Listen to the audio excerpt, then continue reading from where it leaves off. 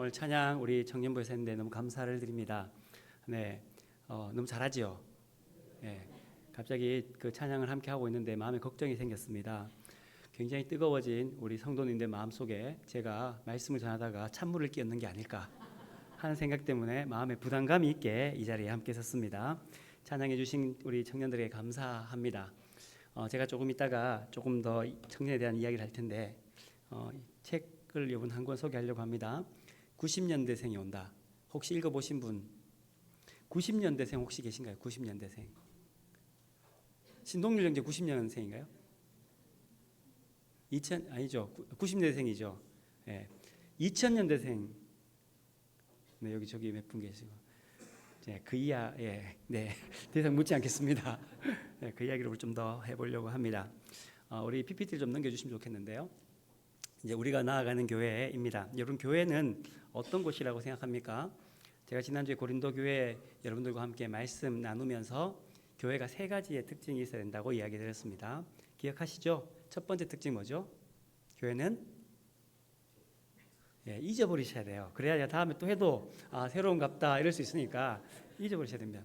첫 번째 교회는 하나님의 교회가 되야 됩니다. 그러니까 교회는 하나님께 속한 교회여야 한다는 겁니다. 그러니까 교회라는 이름을 모이고 또한 우리가 성도라는 이름을 모일 때에는 교회가 하나님의 교회가 되어야 된다라는 말씀을 우리 오전에 또 오후에 나누었습니다. 어떻게 나누었냐면 교회가 영어로 처치라고 한다고 했지 않습니까? 처치라고 하는 이유는 원래 그 라틴어에서 키리에라는 단어, 즉 주님의라는 단어에서 처치라는 공동체 이름이 나왔다고 했습니다. 그러니까 교회의 원래 시작점은 키리에, 즉 주님의, 하나님의에 소속되어져 있다는 겁니다. 그래서 교회의 첫 번째 특징은 하나님의 교회이다.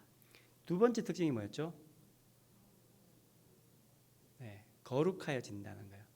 거룩해진다는 말 속엔 중요한 의미가 하나 있는데 그것이 뭐냐면 첫 번째는 거룩이 있다는 거예요. 근데 그 거룩이 이 자리에 멈춰 있는 것이 아니라 거룩이 점점 더 거룩한 곳으로 가게 된다는 거죠.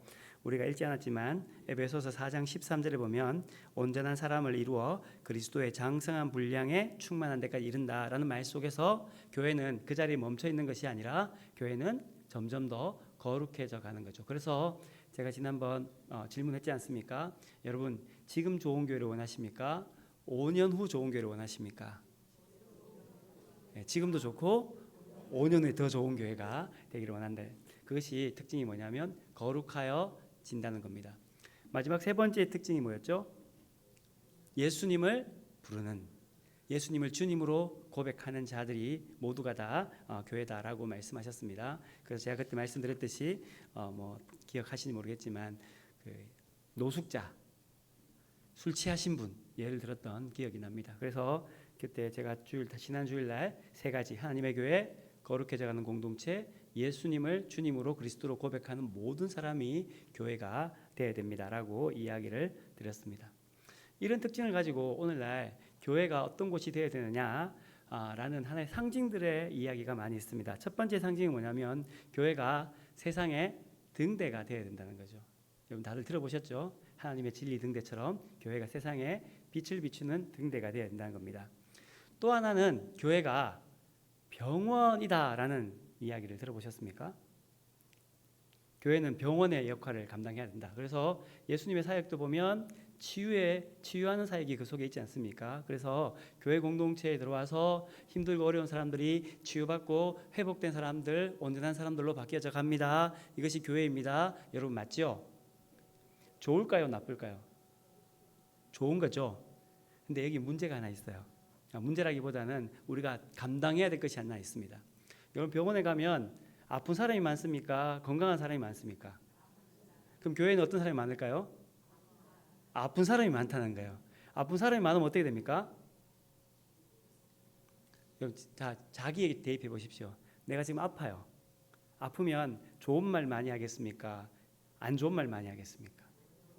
어떤 말 제일 많이 하죠? 아이고 아프다. 아이고 힘들다. 라고 얘기하잖아요. 그래서 교회 공동체에는 아픈 사람이 많다는 이야기는 어떤 말이냐면 누구나 다 아픈 이야기들을 많이 할 가능성이 크다. 그러니까 교회에서 문제가 생기고 아픈 소리하고 어려운 소리하면 당연하다, 당연하지 않다. 예, 그럴 땐 자, 해봅시다. 같이 해봅시다. 당연하다, 당연하다. 아픈 사람이 와서 막 이야기하면, 막 사고치고 고생하면 어떻게 됩니까? 당연하다. 네, 그렇게 이야기하는 겁니다. 그래서 병원은 병원이다라고 이야기하는 분들도 있습니다. 또 어떤 분들은 이렇게 이야기하는 분도 있습니다. 교회는 밥집이다. 네, 맞습니까? 그래서 모든 교회들이 크게 자랑하는 게 있어요. 어떤 자랑 많이 할까요? 우리 교회 점심 식사 맛있습니다 라는 자랑을 많이 합니다. 제가 생각해 보니까 교회가 음식이 맛이 없을 수가 없어요. 왜 그럴까요? 매주 하거든요. 매주 밥을 하는데 매주 맛이 없다. 그거는 조금 어려움이 있습니다. 좀 못해도 매주 밥을 하면 점점점 좋아지는 것이 기본입니다. 그래서 교회는 누구나 다 어느 교회든 간에 교회는 밥이 맛있습니다. 두 가지 밥이 맛있죠. 첫 번째는 육신의 밥이 맛있어야 되고, 두 번째는 내 영혼의 만나의 밥이 맛있어야 됩니다. 어쨌든 그렇게 교회가 되어야 되는데요. 이런 교회를 세워가는 데 있어서 중요하게 역할을 감당하는 분들이 있습니다. 그분들 누구를 하냐면 직분자 혹은 직책자, 직임자, 사역자 이런 표현을 하게 됩니다. 우리가 읽지 않았지만 에베소서 4장 11절에 보면 어떤 사람은 사도로, 어떤 사람은 선지자로, 어떤 사람은 복음을 전하는 자로, 어떤 사람은 목사와 교사로 삼았다라고 말합니다. 근데 이 헬라어 성경 그대로 보면요, 여러 직책들이 나오는데 다들 뭐라고 적혀 있냐면 동격이에요. 동격이란 말은 똑같다는 이야기입니다. 그러니까 사도, 선지자, 복음 전하는 자, 목사, 교사가 다 동격이에요. 하나님의 교회에서 직책과 직분은 좀 다를지 모르지만 그 모든 사람들이 하나님의 교회를 세우기 위해서 세움을 받았다는 그 사실, 즉 하나님 보시기에는 똑같다는 겁니다. 예를 들면 포도원 비유에서 포도원 비유에서 9시에 와서 일한 사람 있었고, 12시에 와서 일한 사람이 있었고, 3시에 와서 일한 사람이 있었고, 5시에 와서 일한 사람이 있었죠. 그 5시에서 1시간 일하고 간 사람한테 주인이 한 달란트 줍니다. 3시에 와서 일한 사람한테 한 달란트 줍니다. 12시에 온 사람은 어떻게 생겼을까요? 주시긴 한 달란트 주셨는데 마음에 어떤 마음을 가졌을까요? 나는 한 1.5배는 줘야 안 되나? 그런 생각을 가지지 않겠습니까? 근데 예수님께서 주인이 한 달란트 줍니다. 9시에 왔습니다. 몇 달란트 줍니까? 한 달란트 주죠. 그러니까 하나님 보시기에는 하나님의 교회를 세워가는 것이 다 똑같은 자리에서 있게 된다는 겁니다. 그들의 역할이 뭐냐면 성도를 온전하게 하고, 그 다음 똑같이 또다시 그들을 봉사일들, 사역하게끔 하는 것들이 직분자, 직책자의 일인데요. 여기서 질문이 하나 있습니다. 여러분, 그러면 교회에서 사역하는 분은 온전하신 분이 사역해야 됩니까? 사역하면 온전해집니까?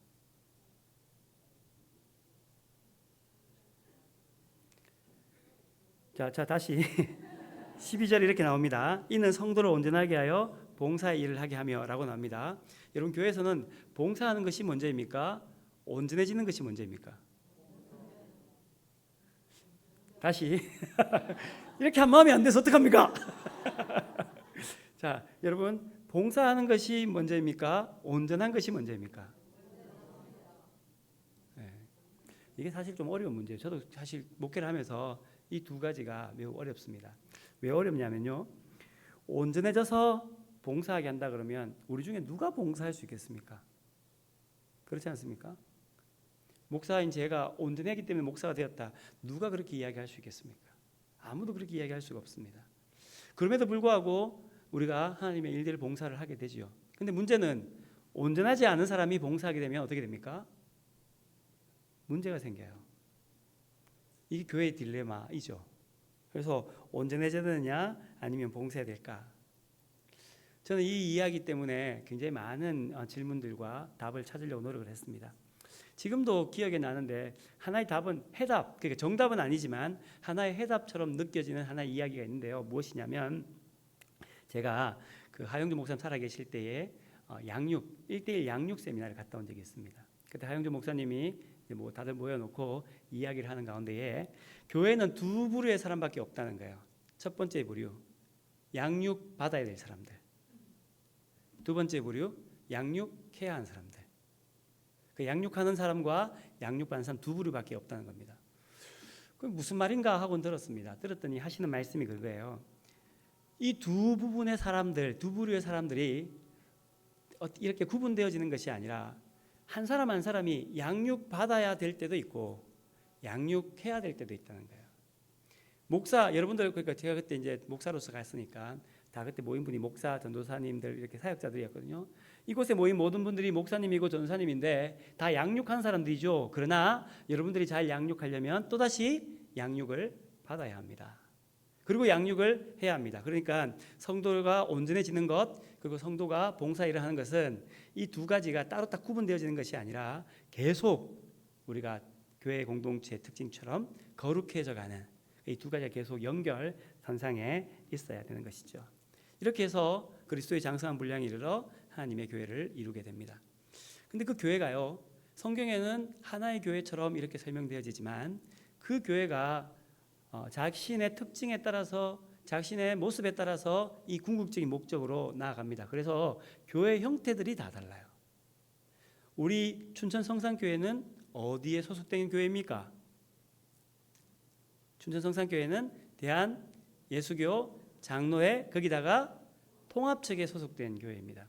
그러면 대한 예수교 장로회 통합측이 어떤 역할과 왜 이렇게 우리의 형태를 만들었는가에 대해서 알아야지만 우리가 원하는 교회로 나아갈 수가 있게 되는 거죠. 만약에 우리가 대한예수교 장로회 통합측 교단에서 속한 교회인데 우리 교회는 감리교처럼 운행합니다. 이러면 서로가 맞지 않게 되는 거죠. 그래서 우리 교회 어떤 자리에 있는지 한번 생각해 보려고 합니다. 먼저 다음 그림 보여주시겠어요? 다음 그림 보여주시면 이 두 가지 관계 우리 지난주 말씀드렸습니다. 첫 번째 관계는 하나님과의 온전한 관계, 즉 예배와 교육의 관계이고, 두 번째 관계는 사람과 사람의 관계, 우리가 하는 전도, 선교, 봉사, 교제의 관계가 이 속에 속해져 있습니다. 그 다음 그림 보여주시겠어요? 이건 제가 지난번 말씀드렸던 거고요. 그 다음 그림 한번 보여주십시오. 기독교가 공식적으로 명칭이 뭐냐면 크리스천니티입니다. 크리스천니티는 한 단어인데 이걸 기독교라 그래요. 여기에는 세 가지가 함축되어 있습니다. 무엇이 함축되어 있냐면 그 다음 그림 보시면 그리스도, 크리스찬, 크리스찬니티예요. 자, 그 원형은 다 똑같이 세 개가 다 세 단어에 똑같이 들어 있는 단어는 그리스도, 크라이스트입니다. 우리가 예수님을 주님으로 그리스도로 고백하는 것이 시작이죠. 그래서 기독교의 시작점은 무엇에 있냐면 예수님이 그 중심에 있게 되죠. 예수님이 없는 곳은 기독교가 아닙니다. 그렇지 않습니까? 유대교, 기독교입니까? 아닙니까? 아니죠. 그래서 기독교는 예수님이 그 중심에 그리스도로 주로 있는 것이죠. 그래서 그 예수님이 중간에 있는데 그리스도라고 고백하고 예수 그리스도에게 속한 자라고 고백한 사람들을 무엇이라 부르냐면 크리스찬이라고 부릅니다. 그러니까 한 사람, 우리 한 사람 한 사람이 그리스도에게 속한 사람입니다라고 할 때에는 크리스찬이 되죠. 그 다음 단어가 보면 니티잖아, 니티. 크리스찬니티, NITY가 있잖아요. 이 NITY가 뭐냐면 여러분 우리가 커뮤니티 들어보셨죠? 이 단어 마지막 니티의 영어 의미가 뭐냐면 모임이라는 겁니다. 그러니까 기독교의 공동체의 고백이 뭐냐면 예수님을 그리스도로 고백하는 사람들의 모임이라는 뜻이 그 속에 담겨져 있죠. 그 기독교의 정의는 무엇이냐면 예수님을 그리스도로 고백하고 그 사람들이 함께 있는 모임입니다. 자, 그러면 춘천 성산교회는 크리스찬니티죠. 이 건물 크리스찬니티입니까? 아니죠. 우리가 예수님으로 그리스도로 고백 안 하고 모였습니다. 우리 권사님 몇 분이 함께 모여서 이번에 부산 한번 놀러 가자 해서 차를 타고 갔습니다. 그 모임은 기독교입니까? 아닙니까? 아닌 거죠. 우리가 예수님을 주로 그리스도로 고백하는 사람들이 모여있는 우리의 모임이 바로 기독교라고 할 수 있습니다. 이 기독교는 크게 세 부분으로 나눠져요. 어떻게 나눠지냐면 역사적으로 보면 첫 번째 기독교가 나눠진 것은 카톨릭과 정교회가 나누어집니다. 다음 그림 보여주시면 카톨릭과 정교회가 나눠지는 건 역사 때문이에요. 그러니까 로마 제국이 있었는데 서로마 제국과 동로마 제국이 나뉘면서 딱 갈라져서 우리가 로마 카톨릭 그리고 옥스토시라고 하는 정교회로 나눠지는데 이 카톨릭이라는 단어가 우리 천주교 이렇게 표현되지 않습니까? 근데 원래 카톨릭은 우리 사도신경에 보면 공교회를 믿사오며 나오죠. 그때 이 공교회가 뭐냐면 가톨릭입니다. 그러니까 원래는 하나의 교회, 하나의 공동체 이런 의미로 가톨릭을 썼는데 이 로마 가톨릭이 313년 공인되고 난 뒤 1517년 루터가 종교개혁하기 전까지 모든 유럽에 하나의 교회밖에 없었던 거죠. 정교회는 또 다른 쪽으로 가 있었고 로마의 교회밖에 없었던 겁니다. 근데 문제가 많았어요. 어떤 문제가 많았냐면 한 1000년쯤 교회가 이루어지다 보니까 여러 이단적인 요소가 많게 되죠. 대표적인 예를 들면 예수님의 어머니 마리아를 성상화시키는 거예요. 그래서 인간적인 말로 하면 이런 말이지 않습니까? 여러분 아들이 아버지한테 무슨 이야기를 하고 싶어요? 근데 아버지가 너무 무서워요. 그럼 누구한테 이야기합니까? 엄마한테 얘기하잖아요. 그래서 기본적인 생각은 그런 생각이었다고 합니다. 그들은 견인제도라고 얘기하는데 하나님께 이야기하기 전에 예수님의 어머니 마리아가 이야기를 해주면 더 잘 듣지 않겠느냐 해서 원래 성당에 올라가다 보면 마리아상이 있고 그 마리아상에서 기도하는 게 견인사상 때문입니다.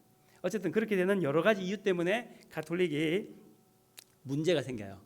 문제가 생겨서 생겨나는 운동을 뭐라 그러냐면 종교개혁 운동이라고 하는데 종교개혁 운동에서 다시금 이 로마 가톨릭과 갈라져요. 어떻게 갈라지냐면 다음 그림 보여주시면 로마 가톨릭과 개신교라고 합니다. 우리 개신교도죠. 이 개신교도에는요 두 가지가 있습니다. 개신교의 영어 단어는 프로테스탄트입니다. 프로테스탄트는 뭐냐면 항거자들 이런 뜻이에요. 그러니까 로마 가톨릭이 가지고 있었던 것에 대해서 항거하는 사람들이 개신교라고 얘기하는데 그래서 기본적으로 우리가 교회에서 가지고 있는 특징 중에 하나가 뭐냐면 진리가 아닌 것에 대해서 항거하죠. 싸우기도 하고 그렇게 하기도 합니다. 물론 그런 여러 가지 일들이 있지만 이 개신교는 또 두 가지로 나눠져요. 무엇으로 나눠지냐면 그 다음 교회 루터 교회와 개혁 교회로 나눠집니다. 자, 개신교회의 종교 개혁가 중에 가장 유명한 사람이 누구입니까? 루터죠. 루터. 마틴 루터. 마틴 루터가 가장 유명합니다. 그 다음 사람은 누구죠? 칼빈이죠. 루터 중심적 교회가 이 루터 교회이고 칼빈 중심으로 한 교회가 개혁 교회라고 불립니다.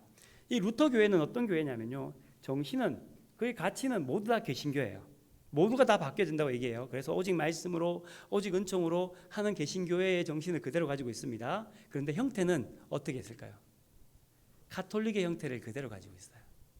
그래서 루터가 그 자기가 죽기까지 자기의 신분을 놓지 않았는데 그의 신분이 뭐였냐면 신부님이었습니다. 카트린 여사인 그의 아내였던 카트린 여사는 누구였을까요? 수녀였습니다. 그래서 평생을 신부와 수녀의 위치를 놓지 않아요. 그래서 루터 교회는 어떤 교회냐면 형태는 그대로 있고 가톨릭의 형태 그대로 있고 그 안에 개신교의 정신만 바뀌어진 것. 그에 반해 개혁교회인 칼빈은 아니야. 정신이 바뀌고 그리고 형태도 바뀌어야 돼. 그리고 모든 권위를 인정하면 안 돼. 말씀 외에는 이렇게 시작한 교회가 개혁교회인 거죠. 그 이 개혁교회가 시작된 곳이 어디냐면 우리가 잘 아는 스위스 제네바입니다. 제네바에 가면 이런 상이 있어요. 그림 혹시 이 네 명인데요. 파렐, 칼빈, 베짜, 녹스 이 네 명이 상으로 제네바 시내에 있습니다. 왜 제네바에서 개혁교회가 시작되었을까? 자, 너무 길죠? 곧 나옵니다. 이제 왜 제가 이 이야기를 하는지. 왜 개혁교회가 제네바에 시작되었을까? 당시는 모두가 다 제후가 다스리는 나라였습니다. 제후가 다스렸고 제후가 자기의 대대를 이어서 계속 제후가 되어지고 그로 말미암아 권위가 인정되는 거였죠. 근데 이 제네바는요, 그 당시에 가톨릭 주교의 통치를 벗어나서 자치도시를 말합니다. 그리고 어떻게 하냐면 자신들이 선출해요. 의회를, 그러니까 대표자들을 선출하고 그리고는 그 대표자를 통하여서 하나의 의회를 만듭니다.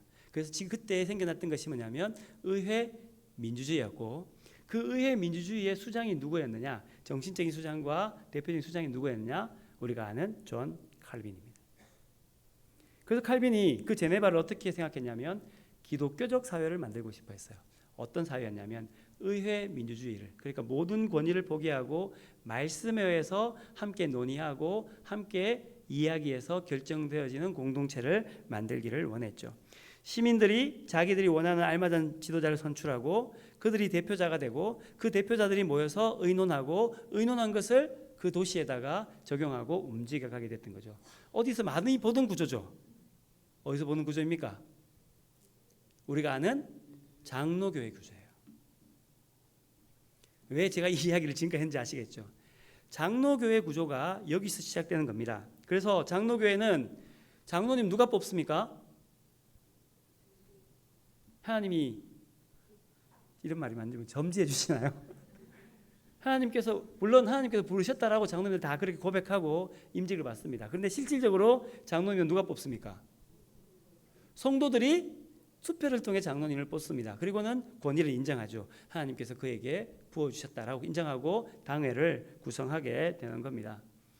제네바 역시 그 당시에 제후에 의해서 어떤 권력에 의해서 사람들이 그 위치에 올라가는 것이 아니라 시민들이 함께 모여서 자기들이 필요한 사람들을 대표자로 뽑고 그 대표자가 모여서 의회를 구성하고 결정하게 된 거죠. 그것을 교회 그대로 접목하게 된 겁니다.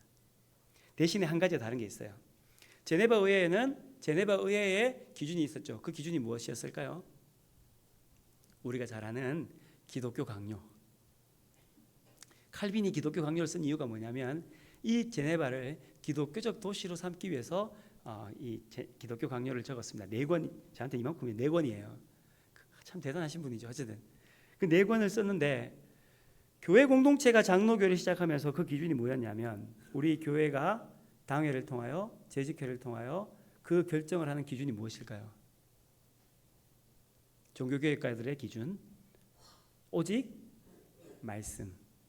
그래서 당회가 어떤 회의를 할 때나 재직회가 어떤 회의를 할 때의 기준은 무엇이냐면 하나님의 말씀이에요. 그런데 문제는 뭐냐면 장로님들이 결정을 하거나 재직회에서 여러 가지 이야기를 할 때에 다들 하나님 말씀이라고 생각하고 이야기하지 하나님 말씀 아닌데 이야기를 할까요, 안 할까요?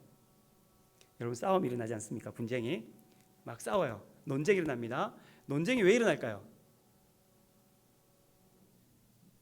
둘 다 맞다고 생각하기 때문에 그런 거예요. 이 사람도 맞다고 생각하고 이 사람도 맞다고 생각하니까 자기 맞는 것을 계속 이야기하다 보니까 싸우게 되는 거죠. 자, 그러면 하나님의 교회에서 당회로 모였습니다. 재직회로 모였습니다. 논쟁을 하죠. 논쟁을 할 때에 싸움이 일어납니다. 왜 싸움이 일어나겠습니까? 하나님 보시기에 이게 맞다고 생각하니까 싸우는 거예요. 그렇게 논쟁이 일어나게 되는 거죠. 장로교회는 그런 다툼들이 있을 거라는 걸 인정을 했습니다. 그 인정하는 이유가 뭐냐면 한 사람이 다 옳지 않다라고 인정했기 때문입니다. 그래서 제가 지난주 말씀드렸지 않습니까? 당회를 구성하기 위해서 헌법을 보면 30명 이상 되면 당회를 구성해야 되거든요. 그러면 30명이 되면 장로님을 1명 뽑아야 될까요? 2명 뽑아야 될까요? 2명 뽑아야 됩니다. 그 다음 30명이 됐습니다. 그럼 몇 명 뽑아야 될까요? 1명 더 뽑아야 돼요. 30명당 1명인데 그러니까 대표자가 1명씩 되어지는데 첫 번째 장로님 뽑을 때에는 30명당 2명을 뽑아요. 왜 2명 뽑을까요? 논의하라고. 같이 이야기하라고. 그러니까 장로님 한 분, 목사님 한 분, 두 분이서 당회를 이루면 어떻게 됩니까? 마음이 잘 맞을 때에는 너무 행복하죠. 근데 마음이 안 맞으면 어떻게 됩니까? 그 다음 얘기 안 하겠습니다. 근데 이게 한 가지가 문제가 있어요. 어떤 문제가 있냐면 이게 그 제네바나 미국 사회는 장로교회가 될 가능성이 있어요. 미국도 요즘은 바뀌어서 장로 제도가 바뀌어져서 어떻게 바뀌냐면 다 그렇지는 않지만 어느 교회들은 이렇게 하더라고요. 20대 장로, 30대 장로, 40대 장로, 50대 장로, 60대 장로. 교회 대표자가 되어서 교회를 해야 되니까 어른들을 중심적으로 하면 이 어려움이 있으니까 그 장로님들을 20대, 30대, 40대, 50대, 60대로 하고 대신에 2개로 나누어요. 사역 장로님과 시무 장로님으로. 20대, 30대, 40대, 50대, 60대는 사역 장로님이세요. 그분들은 사역이 3년 끝나고 나면 시무 장로님 돼요. 대신에 사역에는 들어가지 않아요. 교회 정책을 결정하는 건 들어가지 않고 대신 장로님이라는 직분과 직책은 인정해주는. 다 그런 건 아니고 미국 교회 몇 교회들이 그렇게 하는 교회들을 봤습니다. 근데 이게 문제가 뭐냐면 이런 문제입니다. 미국 사회나 제네바 사회에서는 토론을 합니다. 토론을 하는데 토론할 때에 서로가 서로 토론할 때에 자기들의 이야기를 하고 그 남의 이야기를 잘 들어주는 문화가 이루어져요. 근데 우리나라는 토론이 잘 됩니까? 안 됩니까? 원래 장로교회는 토론하는 공동체인데 문제가 뭐냐면 한국 사회가 토론이 잘 안 된다는 거예요. 다음 그림 한번 더 보여주시겠어요? 여러분, 이게 한국의 지하철입니다. 흑백일까요? 컬러일까요? 물론 저게 SOS라고 하는 빨간색이 보이니까 컬러이죠. 컬러가 나오니까. 그런데 이 사진이 이 사진 말고 다른 사진이 있는데 뉴욕타임즈에서 겨울에 지하철 요 사진 딱 찍고 난 뒤에 여기 있는 컬러일까요? 흑백일까요? 질문이 딱 적혀 있었어요. 한국 사회는 자기도 모르게 흑백 논리와 같이 하나의 색깔을 다 가져야 된다고 생각을 해요. 어떤 의미냐면 그대여 나와 같다면이에요. 근데 다르거든요. 다름을 인정할 수 있어야 되는데 인정하지 못하게 되는 거죠. 그로 말미암아 이 장로교의 원래 정신이 잃어버려져 가는 거예요. 하나님의 뜻을 찾기 위하여 기도하고 말씀 가운데에 서로가 논의하고 서로가 함께해서 그리고는 결론을 도출하는 공동체인데 어느 순간인가 우리가 어떤 힘 있는 사람의 이야기에 의해서 논쟁을 하다 보니 어떤 힘 있는 사람에 의해서 논쟁 이기는 사람에 의해 이 결론이 어떤 일의 결정이 되어져 가는 거죠. 그게 문제입니다. 영어에 토론하다는 말은 몇 가지 단어가 있습니다. debate라는 단어가 있고 discussion이라는 단어가 있습니다. 사실 이 두 가지가 다 논의하다, 토론하다는 의미인데 debate는 어떤 단어냐면 논쟁이에요. 이것과 이것이 만나서 서로가 싸우는 거예요. 파이팅 하는 겁니다. 그래서 누가 이길까요? 더 힘센 사람이 이기죠. 논리적이거나 혹은 목소리가 크거나 무엇인가 하는 사람이 이깁니다. 디스커션은 달라요. 디스커션이라는 단어는 어떠냐면 그 이야기를 논의해요. 제가 미국에 있을 때 깜짝 놀랐던 것이 있습니다. 제가 영어 잘 못하거든요. 영어를 못해서 이제 뭐 슈퍼바이저 민스라고 하는 그 수업에 들어가서 하면 그 이야기를 자기 이야기를 해야 돼요. 그럼 그 이야기 코멘트를 해주고 논의하는 건데 제가 영어를 못하면서도 한 5분 이야기하는데 거기에 있는 그 미국 애들이 다 들어요. 다 들어요. 그리고 나중에 물어요. 너 이거 얘기했는데 맞냐? 이렇게 생각한 게 맞냐? 하고 다시 물어요. 그럼 내가 그게 아니고 이렇게 얘기했어? 하면 오케이 알겠다 하고 받아들여요. 심지어는 논쟁, 디스커션 할 때도 마찬가지입니다. 이야기를 막 하다가 자기가 이야기를 하는 가운데 자기가 인식하지 못했던 것을 그 상대방이 이야기하잖아 하면 이렇게 얘기해요. You're right. 네 오라. 그러면 자기 생각을 바꿔요. 장로교의 원래 특징은 숙론하는 겁니다. 그러니까 심사숙고하고 노론하는 겁니다. 원래 그 최재천 교수님이 쓴 숙론이라는 책에 보면 이런 이야기예요. 우리가 누군가가 옳은가를 찾는 것이 아니라 무엇이 옳은가를 찾는 것이다 라는 이야기가 있어요. 원래 소통하는 것이 어렵습니다. 소통은 원래 안 되는 것이 어렵죠. 그런데 우리의 중요한 것은 뭐냐면 내가 말싸움을 통해서 누군가를 이겨내는 게 아니라 무엇이 옳은가가 나와 너를 당회를 통하여 재직회를 통하여 서로 논의하고 함께하는 공동체가 장로교회의 원래 정신입니다. 저는 그래서 장로교회를 좋아합니다. 장로교회 목사가 되었죠. 제가 꿈꾸는 교회도 마찬가지입니다. 우리가 살다 보면 아까 제가 병원 얘기했지 않습니까? 모두가 다 다른 이야기 할 때가 있어요. 목표는 한 가지입니다. 하나님의 뜻을 위해서 하나님의 영광을 위해서 이야기를 하는데 문제는 서로가 다 달라요. 신앙적인 색깔도 다르고 신학적인 색깔도 달라요. 이 세대적인 다름도 있어요. 그런데 이 다름을 넌 나와 달라. 다르니까 나를 따라. 내가 널 따라줄게가 아니라 이야기해봐야 합니다. 논의해봐야 합니다. 그리고 서로가 내가 이해되지 않지만 옳은 것이 무엇인가, 이 시대에 합당한 것이 무엇인가 우리를 바꾸어져 가야 되죠. 그래서 개혁교회 영어 단어가 뭐냐면요, Reformed Church예요. Reformed란 말은 여러분 옷 리폼하지 않습니까? 그 시대마다 그 형태를 바꾸어 가는 거죠. 그래서 지금 우리 교회 장로교회가 옛날에 칼빈이 말했던 장로교회가 같을까요, 다를까요? 다릅니다. 어떻게 다를까요? 칼빈은요 장로교회를 어떻게 했냐면 절대 세상적인 문화를 받아들이면 안 됐거든요. 그래서 예배 드리다가 누군가가 극장이나 연극이나 극장이나 가잖아요. 그러면 칼빈이 잡으러 갔대요. 지금 우리 아동부 학생들이 킹스 오브 킹스라는 영화를 보고 있는데 제가 잡으러 가야 됩니다. 제가 만약 칼빈주의자면 그러지 않잖아요. 그때하고 지금하고 다른 거죠. 그런데 이 다름에 대해서 서로가 논의해보고 이야기해보고 결론이 무엇이든 도출되든 간에 서로가 서로에 대해서 들어주고 그 사람을 이해하려고 하고 하나의 하나님께서 원하시는 것을 도출하려고 하는 공동체가 장로교회가 됩니다. 그런데 여기 중요한 게 있어요. 뭐냐면 다름을 인정하고 하는데 우리가 원하는 그 결론을 도출하는 것이 아니라 하나님이 원하시는 그 말씀에 기반하여 원하시는 이 결론을 도출하려고 하는 공동체가 우리 장로교회이고 저는 제 목회 방침이 그런 교회로 함께 했으면 좋겠다는 생각을 합니다. 그래서 우리 첫 번째로 8월 마지막 주가 되면 우리 재직 부서장들 회의를 같이 회의가 아니고 그냥 모임을 같이 하려고 합니다. 들어보기도 하고 하는 이유가 그것 때문이죠.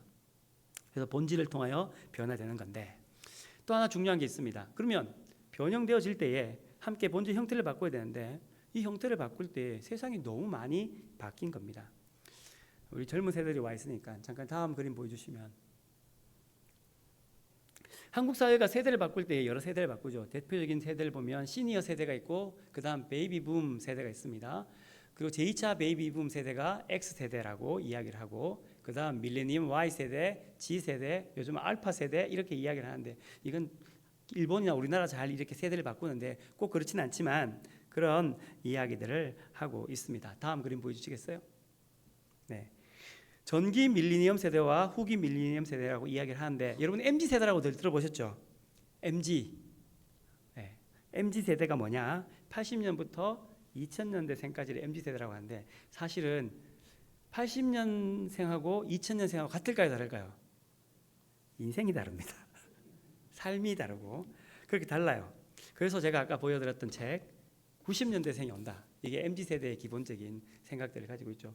간단함, 병맛, 솔직함으로 기업 흥망생쇠를 좌우하는 90년대생이 온다. 여러분 한번 읽어보시면 좋겠는데요. 이 특징에 대해서 이렇게 적혀 있습니다. 다음 그림 보여주시면 그 다음 그림 보여주세요. MG. MG 세대는요 다양성을 인정합니다. 그러니까 타인에 대해서 별로 관심이 별로 없어요. 내 것이 중요해요. 그리고 삶의 방식은 선택사항입니다. 여러분 세대에는 회식하면 다 가야 됩니까? 가지 말아야 됩니까? 다 가야 되잖아요. MZ 세대 어떻습니까? 가야 됩니까? 가지 말아야 됩니까? 내가 시간이 안 되면 안 가도 관계없어요. 조금 더 나아가면 이렇죠. 내가 회식 안 가니까 회식비는 n분의 1로 나한테 n분의 1로 갈라서 나한테 돌려주십시오. 이해되시나요? 우강남 씨님 이해되십니까? 됩니까? 안 되십니까? 안수 집사에 모였는데 안수 집사에서 식사를 하고 나는 식사 안 했으니까 내 돈 10,000원 보내십시오. 쟤네들은 그럴 수 있는데 저분들은 우리 네. 그리고 굉장히 환경적이고 윤리적인 가치를 가지고 있고 자기중심적인 것도 가지고 있습니다. 더 제일 크게 바뀌는 게 뭐냐면요. 디지털 세대로 넘어간다. 아날로그 세대가 아니고 디지털 세대가 넘어갑니다. 여러분 그들은 말을 할 때 조금 더 나가 조금 더 고세대 다음 세대에 가면 좀 더 바뀌어지는데 이 카톡 있잖아요. 굉장히 잘합니다. 저는 아직까지도 누군가하고 이야기할 때에 이 글을 보낼 때는 굉장히 단답형의 이렇게 누군가 설명할 것만 공지사항만 보낼 때가 많이 있거든요. 그래서 설명하고 이야기할 때는 전화를 많이 합니다.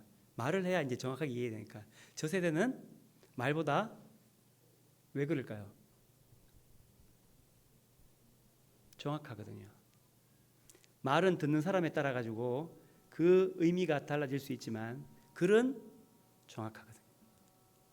그런 세대로 바뀌어져 가게 됩니다. 공무원 시험을 많이 치지요. 간단하고 재미있는 것을 추구하고 그리고 회사에 전적인 신뢰, 충성은 없습니다. 언제든지 바뀔 수가 있습니다. 왜? 나의 행복을 위해서라면 언제든지 바뀔 수 있죠. 이 세대보다 더 심각한 세대가 있어요. 그 다음 그림 보여주시겠어요? 알파 세대라고 합니다. 2000년대생이죠. 2000년대생 손 한번 들어보시겠어요? 세 분 다 2000년대생 같죠? 맞죠? 아니에요. 2000년대생 맞죠? 우리 딸내미 2000년생인데 손 안 듭니다. 내가 알고 이야기하는데 2000년대생 가면 전혀 달라집니다. 2000년생 그 80년대생, 90년대생만 하더라도 90년대생만 하더라도 태어나면 인터넷이 그렇게 활발하지 않았어요. 95년, 6년 넘어서야 이제 인터넷 베이스가 됐지만 2000년대생이 되고 나면 그네들은 모든 환경이 디지털로 바뀝니다. 디지털 온리 세대예요. 디지털 환경 속에서 태어나고 성장하죠. 여러분 손자들 보시지 않습니까? 보면 이 그 스마트 기기들 우리는 다 뭐 어떻게 하지 이렇게 보고 하는데 걔네들 어떻게 합니까? 말도 못해도 돼요. 손가락으로 모든 걸 다 해결하는. 그러다 보니 디지털 내에서의 가지고 있는 것들이 그들에게 익숙해요. 책이 익숙하기보다는 이미지가 익숙하죠. 오랫동안 심사숙고하기보다는 순간적으로 다가오는 쇼츠 같은 게 훨씬 더 익숙합니다. 유튜브 쇼츠나 이런 데 굉장히 많이 하게 되는 것을 보시죠. 소비의 주체도 가성비에서 가심비로 바뀌어요. 그게 뭐냐? 가성비는 뭡니까? 가격 대비 성능이 좋을 때의 가성비라고 합니다. 가심비는 뭘까요? 예를 들면 이런 겁니다. 요즘 우리 아이들 이 헤드셋 하시죠? 보셨습니까? 얼마쯤 할까요? 네, 그만큼 하죠. 자, 중학생이 그걸 사고 싶습니다. 어머니가 사줄까요? 안 사줄까요? 안 사주죠, 당연히. 고등학생 하고 싶습니까? 고등학생이 그것을 사고 싶습니다. 사줄까요? 안 사줄까요? 안 사주죠. 70만 원이면 어떻게 그만큼 사줘요? 80만 원씩 40만 원, 50만 원, 60만 원 가격대에 다른. 그것도 왜 유행한 게 있지 않습니까? 소니, 애플 이런 거 사야 된단 말입니다. 안 사주면 어떻게 할까요? 걔들이 아르바이트를 해요. 그걸 사기 위해 아르바이트를 열심히 해요. 시급 10,000원 정도 되는 하면 70만 원째 살려면 몇 시간 일해야 됩니까? 70시간 일해야 되죠.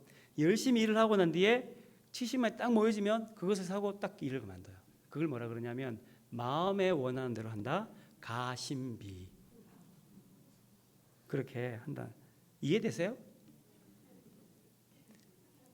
밥값 계산을 어떻게 하는지 아십니까? 물론 우리 딸내미한테 많이 들어서 하는 얘기지만 밥값 계산이요 어떠냐면 회식 안 갈 테니 회식비 N분의 1로 주세요는 아까 말씀드렸고 이건 MZ세대도 있고 있는데 한 가지 더 있어요. 밥값을 세분화시켜요.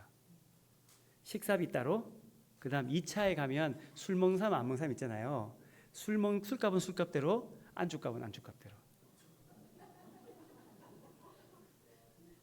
N분의 1로 정확하게 우리 카카오페이에서 그렇게 하는 시대로 바뀌었습니다. 불확실성을 싫어하고요.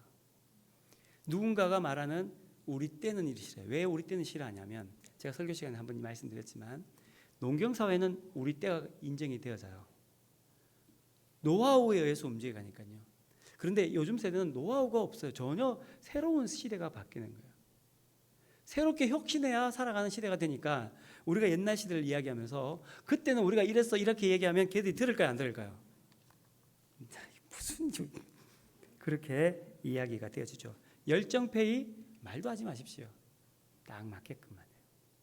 자, 이제 문제는 이제 거기에 있습니다. 그러면 이네들과 어떤 시대를 가질 거냐? 다음 그림 좀 보여주시겠습니까? 우리 다음 세대 교육학교, 다음 세대 그다음 그림들 쭉 다음 세대 교육 가정교육 같은 건데요. 우리가 이런 세대 속에서 새로워지는 것 중에 이제 몇 가지 이제 중요한 게 있는데 첫 번째는 뭐냐면 다음 세대에 대한 문제입니다. 우리가 지금까지 배워왔던 그러니까 저도 지금까지 배워왔던 교회 교육들 그걸 가지고 아이들을 교육하면 이제는 안 되는 시대가 되었어요. 형태가 다르기 때문에 가치가 아무리 좋아도 그 컨텐츠를 아이들에게 전달하지 못하는 시대가 되었던 거죠. 그래서 그 중에 하나가 뭐냐면 이런 겁니다. 가정교육인데요. 지금 보시면 제가 잘 안 보이는데 가족 전체가 나왔을 때 아이들이 함께 다니는 프로테이지 그리고 아버지가 나왔을 때 나오는 프로테이지 어머니가 나왔을 때 프로테이지가 달라요. 근데 더 중요한 건 뭐냐면 저것은 이제 그 설문조사에 따른 거고 실질적으로 교회 학교를 보면 우리가 다니고 지금 제가 속해 있는 교회 학교들을 보면 예수 안 믿는 아이들이 그러니까 예수 안 믿는 부모님을 둔 아이들이 교회에 나온 프로테이지가 몇 프로 될까? 지금 교회 학교에 지금 선생님들이 없어가지고 몇 프로 좀 될 것 같습니까? 거의 없습니다. 그러면 그 아이들의 다음 세대의 교육은 이렇게 설명할 수 있죠. 아버지 어머니가 교회에 나오고 있는 아이들이 지금 교회 학교에 나오게 되는 거죠. 그렇게 한다면 그 교회 학교의 아이들의 교육은 선생님들이 하는 시간이 1시간에서 우리 교회는 1시간 정도 되더라고요. 1시간. 부모님들은 몇 시간이 됩니까? 별로 시간이 없겠지만 그보다 훨씬 더 많으시겠죠.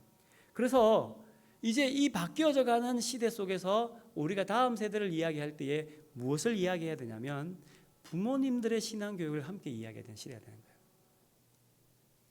그래서 다음 세대 살립시다. 아이들 부흥했으면 좋겠습니다. 누가 먼저 부흥해야 됩니까? 부모님들이 먼저 부흥해야 되는 거예요. 이제 이것이 바뀌어져 가게 되는 겁니다. 그 다음 그림 보여주시면 신앙적인 가정에서 가장 중요한 역할을 누가 하느냐? 아버지가 51%예요. 어머니가 40%, 목회자는 몇 프로요? 네. 충격적입니다. 아이들한테 물어봤는데 내 신앙에 가장 영향력 주세 누굽니까? 아버지라는 거예요. 자, 아버지들, 네, 어머니가 40%예요. 그러니까 이제는 가정에서 어떻게 양육하느냐에 따라서 그 다음 세대가 그대로 이어져 가느냐, 이어져 가지 않느냐가 결정되어지는 시대로 바뀌게 되는 거죠. 그럼 교회 형태가 어떻게 바뀌겠습니까? 교회는 당연히 가정적으로 바뀌게 되는 거예요. 가족이 모이는 공동체로 바뀌게 되는 거죠. 그래서 우리 교회가 어떤 쪽으로 갔으면 좋겠느냐? 가정적으로 부모님과 자녀가 함께 신앙생활하는 공동체로 바뀌어져 가야 되는 거죠. 그래서 어떻게 하면 좋을까 고민이 좀 있습니다. 지금 계획하고 생각하고 있는 것 중에 하나가 아마 우리가 내년부터는 우리 당의 장로님과 같이 이야기하겠지만 내년부터는 온 세대 교육, 온 세대 예배를 많이 드릴 거예요. 우리 아이들이 함께 모여서 부모님과 자녀들이 함께 모여서 그 부모님과 자녀들은 혈연의 관계 속에 부모님이 되기도 하고 또 하나는 교회 공동체의 중요한 것은 무엇이냐면 신앙의 부모님, 우리가 신앙의 부모잖아요. 그 신앙의 부모님들이 자녀들과 함께 예배하는 것들. 그래서 예배는 어떻게 배울 거냐 하는 거예요. 그런 부분들에 대해서도 우리가 함께 생각해 볼 필요가 있는 거죠. 그 앞쪽으로 넘어가면 그 앞으로 좀 넘어가서 소그룹, 대그룹 예배, 소그룹 예배. 네. 이런 상황 속에서 우리가 어떻게 그러면 하나님의 교회를 잘 이루어갈 거냐. 저는 두 가지 예배가 중요하다고 생각합니다. 첫 번째는 대그룹의 예배가 중요하고 대그룹의 예배는 조금 이따 얘기하고 소그룹의 예배가 두 번째로 중요합니다. 이 소그룹의 예배는 무엇과 연결되어지냐면 가정과 가정이 만나는 예배. 그 대표적인 게 우리는 어디 무엇이냐?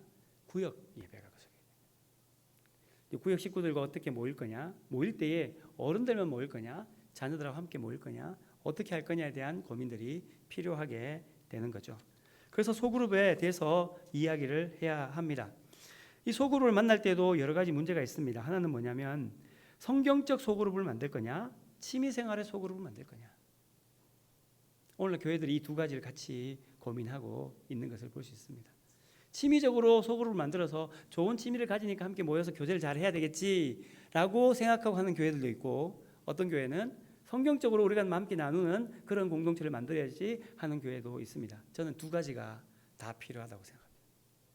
구역 모임 때에는 성경적인 모임들을 했으면 좋겠고 전도의 모임 때에는 취미생활의 모임들을 또 함께 했으면 좋겠다는 그런 생각도 있습니다. 소그룹이 잘 되기 위해서 꼭 필요한 게 뭐냐? 리더가 세워져야 합니다. 귀찮거든요. 하나의 그룹을 잘 운영할 때 힘든 게 있습니다. 왜냐하면 연락도 해야 되고 물질도 사용해야 되고 잘 다독이기도 해야 되고 또 공동체원끼리 잘 이렇게 연결도 해야 되고 하는 일들이 있는데 그래서 소그룹의 리더가 잘 세워져야 소그룹이 잘 세워지게 되는 일들을 바라보게 되는 거죠. 이것이 연결되어져요. 왜 연결되어지냐면 지금까지 제가 말씀드렸던 것 중에 아까 우리 다음 세대 이야기도 하고 그런 이야기도 했지만 지금까지 이 모든 것들의 특징이 뭐냐면 지금 우리가 처해 있는 교회 공동체의 상황이 매우 복잡다변하다는 겁니다. 우리 저기 2000년대생부터 시작해서 우리 1930년대생까지 계시는 그런데 교회라는 공동체로 모여 있는 이런 곳에서 우리가 어떻게 해야 될 것인가에 대한 고민이 필요한데 그 중에 가장 중요한 키워드는 소그룹과 그 다음 다음 세대 교육인데 이 두 가지를 함께 하는 게 필요하죠. 그래서 저는 목회 계획에 아주 목회하는 방향성에 중요한 것은 우리 어르신들이 굉장히 귀중하고 소중합니다. 그 이유는 하나님의 교회를 여기까지 세워왔고 지켜온 우리 어르신들에 대해서 늘 경의를 표하고 감사를 표합니다. 그와 더불어 또 한편으로는 이제 새로운 패러다임과 환경 속에서 우리가 어떻게 우리의 형태를 만들어갈 것인가에 대한 고민이 또 필요한 거죠. 이런 고민 속에서 가장 중요하게 여기는 것들은 하나님의 그 예배를 잘 드림과 동시에 그 다음 소그룹으로서의 우리의 모임과 다음 소그룹으로서의 다음 세대의 그 연결고리를 잘 이어가는 것이 중요하다라는 생각이 되죠. 이제 대그룹의 얘기를 잠깐 하면 대그룹 예배는 지금 우리가 드린 예배입니다. 우리가 이렇게 드린 예배입니다. 대그룹에서는 여러분 우리가 항상 말씀드리지만 예배는 은혜스럽게 드려야 합니다. 찬송은 어떻게 해야 될까요? 뜨겁게 해야 합니다. 기도도 뜨겁게 해야 됩니다. 여러분 최선을 다해서 하게 되면 그 가운데에 하나님께서 우리에게 하나님의 주시는 그 은혜가 더 크게 되죠. 그래서 제가 좋아하는 성경 중에 하나가 뭐냐면 너희는 입을 크게 열라 그리하면 그 입을 채우시겠다는 겁니다. 그래서 예배 때에는 늘 우리가 준비해야 돼요. 지금은 맞지 않는 이야기지만 예전에 예배에 대한 이야기할 때 그런 이야기를 했습니다. 여러분 토요일 밤에는 사자를 보고 자면 안 됩니다. 말씀드렸어요. 모르십니까? 사자. 주말에 명화하면 늘 사자가 나오잖아요. 어르신들하고 좀 이게 소통이 될 줄 알았는데 그래서 주일날 예배 드리기 위해서는 언제부터 예배를 해야 되냐면 토요일날부터 예배를 하셔야 돼요. 주일 예배에 맞추어서 내 패턴을 바꿔야 되는 거죠. 그래서 주일 예배를 잘 드리기 위해 준비해지고 준비한 것을 가지고 목회자가 또한 우리 여러 예배 진행자들이 함께 준비한 예배가 함께 은혜스러운 예배가 되어지게 되는 거죠. 그래서 대그룹의 예배는 준비되어진 예배가 되어야 됩니다. 대그룹의 예배가 잘 되어지고 나면 그 다음 소그룹의 예배가 앞에 말씀드렸던 소그룹이라든지 다음 세대라든지 그 예배가 잘 되어져서 두 개의 날개에 날아오르는 교회 공동체가 되게 되는 거죠. 그리고 나면 그 다음 외부적으로 나타나는 것이 간단하게 설명드리겠습니다. 전도하는 공동체입니다. 다음 그림 쭉 전도하는 공동체 이거 보셨죠? 그림 여러분 아마 보셨을 겁니다. 전도는 두 가지예요. 전도가 제가 생각하는 전도의 가장 큰 건 그겁니다. 은혜 받은 자들의 모습이 전도할 수 있게 된다는 거예요. 아무리 전도를 많이 해도 은혜 받은 자들의 모습이 없는 공동체는 그 공동체가 무너질 수밖에 없다는 거죠. 좋은 나무가 좋은 열매를 맺게 됩니다. 그러면 좋은 열매 맺는 것이 문제입니까? 좋은 나무가 되는 것이 문제입니까? 좋은 나무가 되는 것이 먼저이죠. 그래서 저는 사실 가장 먼저 강조하고 중요하게 여기는 것은 대그룹의 예배와 소그룹의 예배를 통하여 하나님과의 온전한 관계를 이루는 것이 더 중요하다고 생각합니다. 그렇게 되고 나면 그 다음 내가 살고 있는 자리에서 전도하게 돼요. 왜 전도하게 될까요? 여러분 좋은 거 있으면 자랑하고 싶지 않습니까? 그렇지 않습니까? 옥장로님 자녀 중에 누가 저기 하버드 대학을 졸업해요. 자랑하고 싶습니까? 자랑하고 싶습니까? 자랑하고 싶죠. 돈을 주고라도 자랑을 하고 싶죠. 마찬가지로 우리가 하나님과의 온전한 관계를 가지고 하나님의 기쁨이 충만해지면 누군가에게 자랑하고 싶어요. 그 자랑하고 싶은 게 뭡니까? 예수님 믿으십시오. 그게 전도잖아요. 그 사람은 어떻게 합니까? 내가 잘 모르겠는데 당신이 예수를 믿으라고 이야기하니까 내가 당신 때문에 한번 교회 가볼게. 내가 당신 때문에 한번 신앙생활 시작해볼게. 그러다 보면 하나님께서 은혜를 내리시게 된 거죠. 그것이 전도의 시작입니다. 전도 프로그램들 많지요. 저도 그 중요하다고 생각합니다. 교회 오는 것도 중요하다고 생각합니다. 그러나 그보다 먼저 전도를 할 때의 시작점은 우리가 건강해져야 돼요. 우리가 예배를 통하여 건강해지는 것이 필요하죠. 그렇게 하고 난 뒤에 이 내부적 즉 우리 국내적으로는 전도와 선교가 필요하고 국외적으로는 선교하는 공동체가 되는데요. 이 선교하는 공동체에는 세 가지가 필요한 것 같습니다. 첫 번째는 선교사님과 선교지를 잘 연결하는 겁니다. 교회가 여러분 지금 인도네시아 유승경 선교사님 우리가 돕는 걸로 알고 있는데요. 그분 사역 뭐 하신지 아십니까? 얼굴은 아십니까? 네, 얼굴은 아시죠? 네. 우리가 사회 선교를 한다고 이야기할 때에 우리가 그분을 어떤 작은 물질로 도와주는 것도 중요하고, 또 하나는 그분과 우리의 마음이 소통되어지는 것이 매우 중요합니다. 그래서 저는 개인적으로 가봐야 된다고 생각해요. 가서 그분이 사역하는 게 뭔지, 우리가 도울 게 뭔지, 우리가 함께 사역해야 될 게 뭔지 우리가 보고 와서 그 다음 재직회의 때 논의하고 이야기하고 수기하고, 그리고 당에 올라가고 당에서 수기하고 논의하고, 그렇게 해서 교회 정책으로 결정되어지고, 그럼 또 다시 그 정책적으로 그분들에게 우리가 선교를 어떻게 할 것인가 나아가고, 이게 필요하죠. 그냥 우리 선교사님이 계시는갑다 그러면 안 되는 거죠. 그래서 제가 청년들한테 그때 우스갯소리로 그런 얘기했습니다. 자, 다 내년에 수련회는 저기 몽골로 갑니다. 우스갯소리 했던 이야기지만 사실 마음에 있습니다. 인도네시아든 몽골이든 우리가 도우려고 하는 그곳에 가서 그들이 가서 함께 먹고 자고 함께 사역해보고 돌아와서 우리가 해야 할 일이 뭔가 다시 고민하고, 이건요 해외 선교만 그런 것이 아닙니다. 우리 국내적으로도 돕는 교회들이 있지 않습니까? 그 교회가 도대체 어떤 교회인지, 어떻게 사역하고 있는지, 어려움은 뭔지, 좋은 건 뭔지 함께 할 수 있어야 되지 않습니까? 그래서 어느 교회는 그렇게 하더라고요. 저도 하고 싶은 마음이 있는데 오후 예배 때 다 교회로 파송합니다. 각 교회마다 다 파송해가지고 그 교회 가서 헌금하고 같이 예배드리고, 그리고 또 그 교회 사역들 같이 함께 듣고 돌아와서, 그럼 다음에 우리가 어떤 일을 하면 되겠습니까? 이렇게 하게 되는 거죠. 그래서 한 번에 보면 교회와 성도가 선교지를 방문하고 선교지의 지역 성도와 교회 성도를 그게 합력하는 게 되는 거죠. 네. 이렇게 해서 지난주와 이번 주에 걸쳐서 두 번에 걸쳐 아주 많은 이야기를 짧게 했습니다. 우리가 함께 목회를 제가 이렇게 계획했지만 사실은 그 일은 그냥 접목되어지는 것은 아닌 것 같습니다. 왜냐하면 이런 계획들, 이런 것들이 어떤 형태에 어떻게 담으느냐에 따라서 그것이 잘 될 수도 있고 잘 안 될 수도 있기 때문입니다. 뭐 예를 들면 대구 하면 생각나는 과일이 뭐죠?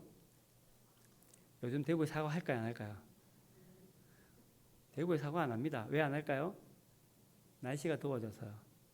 옛날에는 대구에서 하면 것이 지금은 올라와서 봉화, 태백 더 올라오게 되죠. 형태가 바뀐 겁니다. 아무리 좋은 계획들을 가지고 좋은 일들을 한다 할지라도 우리가 함께 하려고 하고 우리가 있는 그 상황 속에서 다시금 접목되고 함께 논의하고 결론을 도출하지 않으면 이것은 사실은 그렇게 큰 의미는 없습니다. 우리가 함께하고 우리가 할 수 있는 것이 무엇이고 해야 할 일이 무엇인가를 함께 마음을 합하여서 나아갈 때에 교회가 우리가 하나님께서 원하시는 교회로 함께 해갈 줄 믿습니다. 여러분들도 많은 의견을 내셔서 함께 논의하고, 제가 첫 번째 말씀드렸던 논의하고 수기하고 합의하고 하나님의 뜻이 무엇인가 고민하는 공동체가 우리 교회가 되었으면 참 좋겠습니다. 기도하겠습니다. 하나님 아버지 감사합니다. 성도를 온전하게 하여 봉사일을 하게 하며 그리스도의 몸을 세우려 하심이라. 각 지체의 분량대로 역사하여 그 몸을 자라게 하며 사랑 안에서 스스로 세우느니라. 하나님 아버지, 우리가 함께 합력하여 우리의 말과 우리의 행동과 서로가 합하여짐으로 말미암아 그리스도의 몸을 세워갈 수 있는 우리 교회가 되게 도와주시옵소서. 예수님의 이름으로 기도드리옵나이다. 아멘. 찬송가 249장 찬양하겠습니다.